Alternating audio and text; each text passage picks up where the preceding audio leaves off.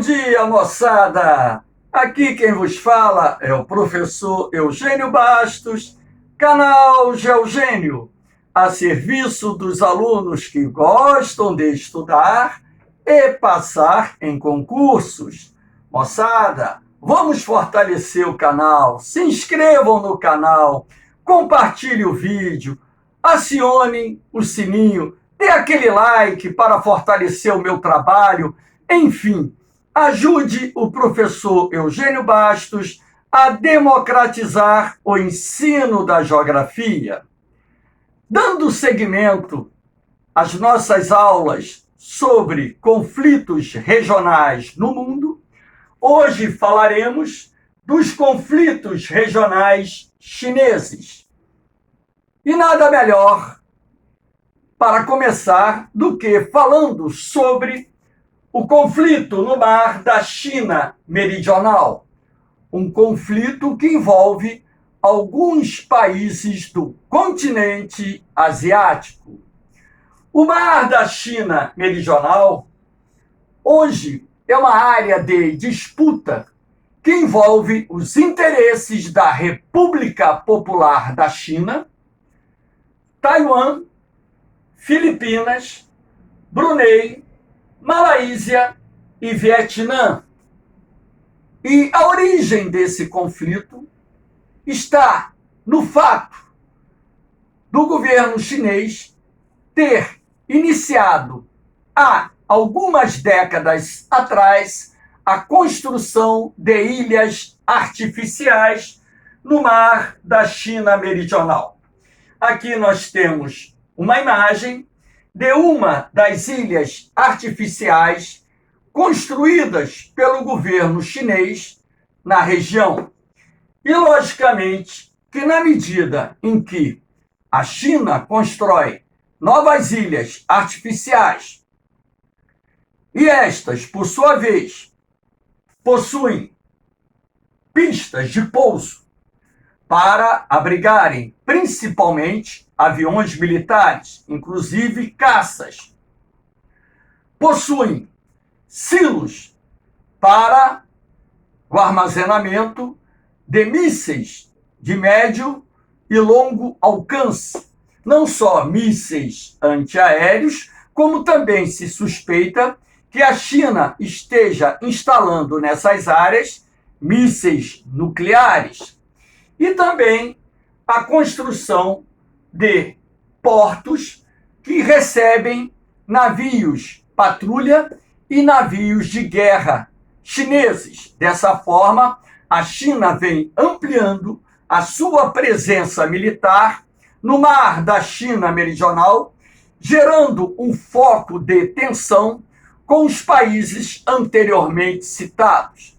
Inclusive, algumas dessas ilhas artificiais foram e estão sendo construídas dentro da zona econômica exclusiva dos países que estão contestando a ação do governo chinês.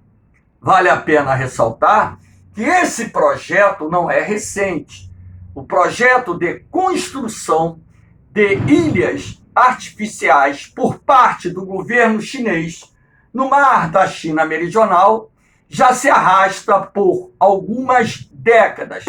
Só que o aumento do poderio militar chinês e o crescimento da pressão da China na região tem gerado um foco de tensão que não só envolve países da região, como também envolve os Estados Unidos e seus principais aliados. Lembrando que o interesse maior da China em construir essas ilhas artificiais se deve ao fato de, no mar da China Meridional, existirem bilhões de barris de petróleo e grandes reservatórios de gás natural. Além do mais, a região apresenta um bom potencial pesqueiro e ninguém mais do que a China precisa produzir alimentos para alimentar uma população que supera a casa dos 1,4 bilhão de habitantes. Os Estados Unidos, muito preocupados com essa situação, até mesmo porque no mar da China Meridional nós temos uma das mais importantes rotas comerciais do mundo, tem aumentado a sua presença militar na região e o governo norte-americano tem afirmado categoricamente que irá manter a navegação internacional aberta, custe o que custar, o que eventualmente poderia gerar um conflito armado entre a China e os Estados Unidos, envolvendo ainda aliados dos Estados Unidos, não só na região, como em outras partes do mundo. Conflito este que, com certeza, iria desencadear uma guerra nuclear, e sendo assim, teríamos a Terceira Guerra Mundial, cujos resultados seriam altamente prejudiciais à raça humana.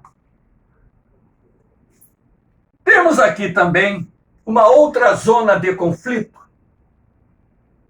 as disputas com o Japão pelas ilhas Senkaku, que é o nome dado pelos japoneses a esses rochedos localizados próximos a Taiwan, e os chineses chamam esses rochedos de Diaoyu. Ou seja, se vocês olharem bem esses rochedos, perceberão, poxa, caramba, o que leva duas grandes nações a disputarem rochedos que não podem nem ser ocupados? Logicamente que isso intriga a cabeça dos leigos, mas as pessoas se esquecem que existe a zona econômica exclusiva, que envolve alguns milhares de milhas náuticas, onde o país detentor do território tem direito econômico exclusivo na exploração dos recursos naturais, não só os frutos do mar, como as eventuais reservas de hidrocarbonetos, petróleo e gás natural.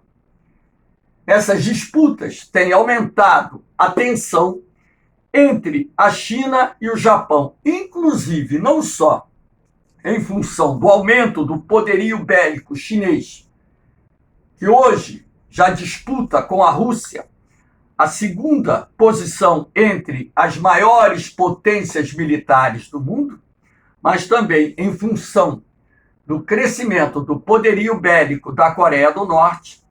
O Japão retomou os investimentos na produção de armas, tem ampliado a sua capacidade militar para poder reforçar a presença japonesa no Oceano Pacífico, sobretudo nas áreas de jurisprudência do Japão, o mar territorial japonês, e também tem fortalecido a sua capacidade aérea e o seu exército para dar uma resposta caso haja um conflito convencional com a China. Este também é um dos focos de tensões que envolvem a China e alguns países do mundo. Aqui nós temos o mapa para que vocês tenham uma plena visão da localização das ilhas de Senkaku ou de Diaoyu. Repare que essas ilhas estão bem próximas de Taiwan, mas também estão bem próximas do arco de ilhas que formam o arquipélago japonês.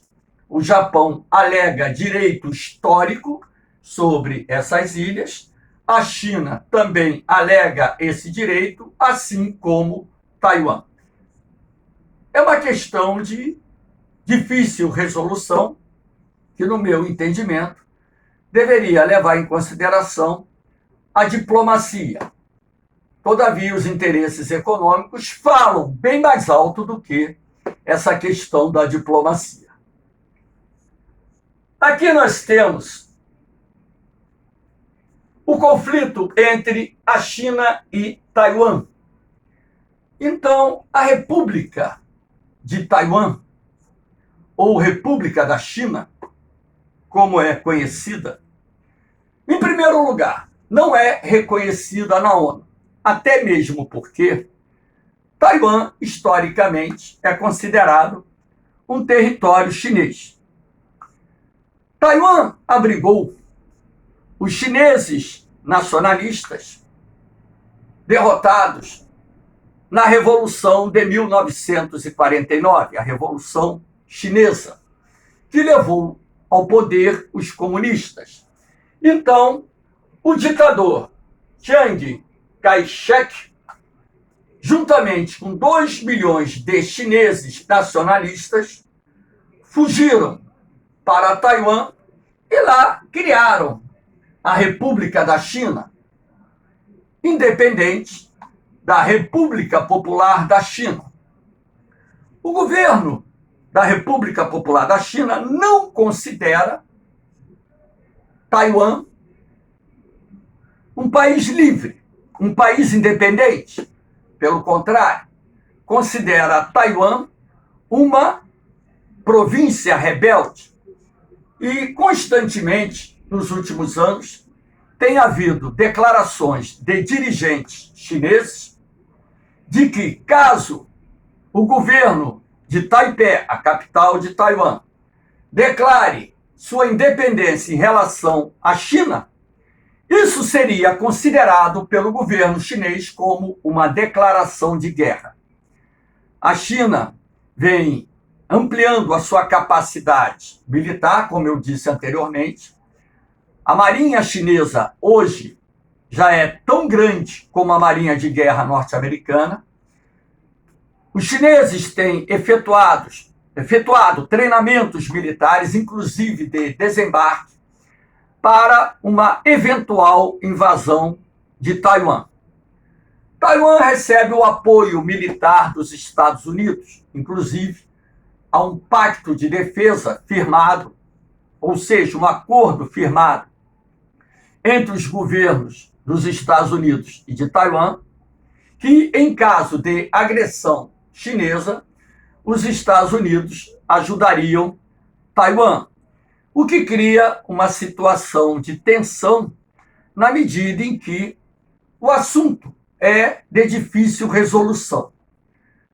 Taipei afirmou anos atrás que até aceitava abrir um campo de diálogo para a reunificação de Taiwan à República Popular da China, desde que a China democratizasse o sistema, ou seja, desde que a China adotasse o pluripartidarismo e a democracia plena no país, o que, consequentemente, o governo de Pequim, ou Beijing, que é a capital da China, o nome de Pequim mudou anos atrás, hoje se chama Beijing, desde que a capital chinesa, de fato, o governo chinês, assim concordasse em promover um sistema pluripartidário, democrático e capitalista. Sendo assim, o governo de Taipei aceitaria a reunificação com a China. Como há, por parte da República Popular da China, uma recusa em redemocratizar o país, as tensões continuam aumentando, o que leva tanto o governo da República Popular da China como o governo da República da China, que é Taiwan, a reforçarem seu poderio militar para que, em caso de guerra, possam, logicamente, a República Popular da China invadir Taiwan e Taiwan resistir à invasão chinesa, que é um tanto quanto complicado porque vai exigir desembarque de tropas pelo mar e a capacidade militar de Taiwan, com a quantidade de mísseis antinavios, mísseis antiaéreos, aumentou muito, o que, consequentemente, daria uma chance para resistir essa invasão. Mas lembrando que o poderio militar da República Popular da China é muito maior do que o poderio militar da República da China, ou seja, da República de Taiwan, também conhecida como Formosa, para quem não sabe. Aqui nós temos a questão do Tibete.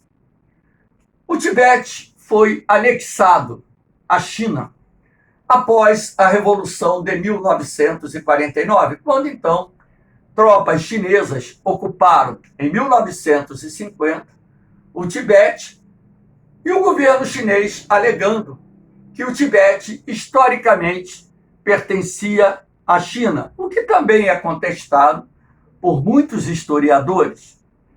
Mas o Tibete, um país com forças armadas despreparadas, sem contingente militar suficiente, muito menos armamentos, foi facilmente dominado pelo exército chinês, o que levou o seu líder, o Dalai Lama, a ir para o exílio, onde vive até hoje em território indiano. E há anos, o Dalai Lama, juntamente com a oposição à ocupação do Tibete, vem lutando para que a China reconheça a independência do Tibete, o que eu acho um tanto quanto difícil, no meu ponto de vista, impossível, até mesmo porque o Tibete é uma região rica em recursos naturais, é um vasto território, portanto, faz parte do que os chineses consideram como zona vital para o país, e ainda, o Tibete possui as nascentes de importantes rios que banham o território chinês. E para exercer o pleno controle da região do Tibete, a China, ou o governo chinês, promoveu migrações forçadas de chineses para o Tibete. Sendo assim, a população de origem chinesa vivendo no Tibete, de acordo com os últimos dados divulgados, hoje é maior do que a população de origem tibetana, o que torna qualquer movimento que caminhe no sentido da separação ou da independência totalmente improvável. Na minha concepção, o Tibete permanecerá sob o controle da China, portanto, fazendo parte do território chinês, e não vejo uma luz no fim do túnel que leve essa província, essa região, a um processo de independência. Até mesmo porque reconhecemos hoje que o poder econômico e militar da China é muito forte, e toda vez que os tibetanos tiveram, vamos dizer assim, coragem para se manifestarem ou resistirem à ocupação chinesa, muitos foram mortos pelo Exército Popular da China, tantos outros foram presos e condenados a trabalho forçado.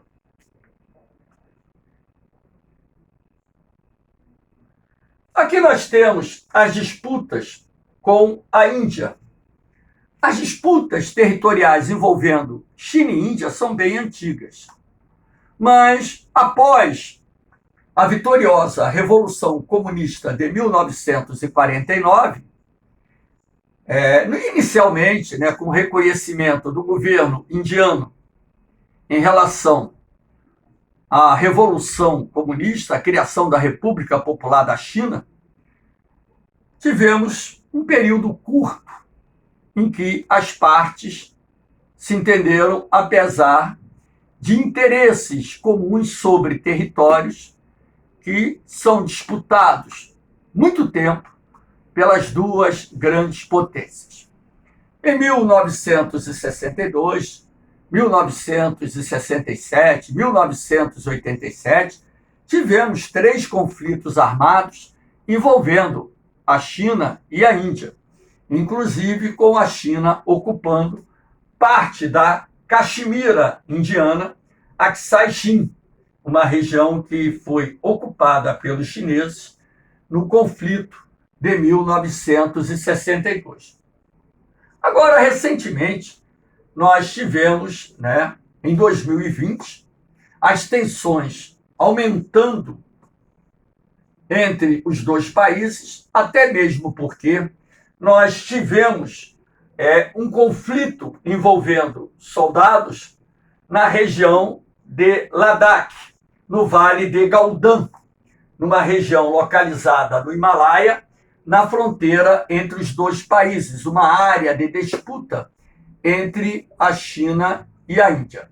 Esse conflito não envolveu armas de fogo. Foi engraçado, em tese, porque, na verdade, foi uma briga com paus e pedras que causou dezenas de mortes por parte dos indianos, e um número não divulgado de soldados chineses também morreram nessa briga. E isso voltou a gerar um foco de tensão na área de disputa na região de Ladakh, entre os dois países, inclusive com o aumento da presença militar indiana na região, e também a China tem ampliado e muito a sua presença militar naquela área. Então nós temos aqui várias áreas em disputa, a área de Sikkim, a área de Arunachal Pradesh, que é também uma área de litígio entre os dois países. E o grande X da questão é que tanto a China como a Índia são potências nucleares, ou seja, os dois países possuem armas de destruição em massa, centenas de ogivas nucleares. E caso existisse um conflito armado de grandes proporções envolvendo a China e a Índia, isso poderia avançar no sentido de uma guerra nuclear, o que não é bom nem para os dois países, nem para o restante do mundo. Lembrando que a China e a Índia fazem parte do BRICS.